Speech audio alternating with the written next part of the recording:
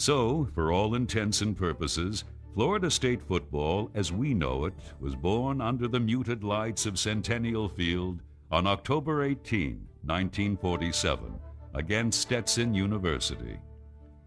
The team was led onto the field that night by head coach Ed Williamson, who served as the school's unpaid intramural director.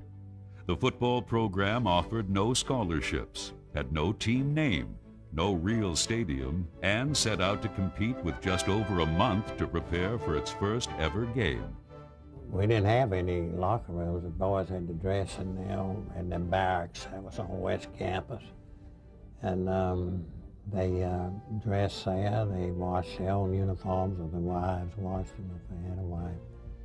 And it just wasn't anything like they have today. Our pants were made out of that hard canvas. You know what I'm talking about. It was real, and the pads kind of slipped in there, and they were not plastic or what do you want to call fiberglass kind of pads today. These things we're talking about, they were hard, stiff pads. Shoulder pads had very little flex to them. The helmets were made. We played probably the first year we played was the last year of the leather helmets.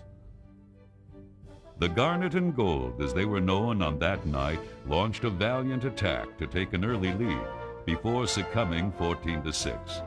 Charles McMillan of Quincy, Florida, hauled in the school's first touchdown catch. Well, everybody was waiting with great anticipation. Most of us were on that first squad, were just pickup group of young men that wanted to play football. Centennial Field was real crowded that night. The stands were filled. A lot of people were there, a lot of excitement because it was the first intercollegiate game in Tallahassee.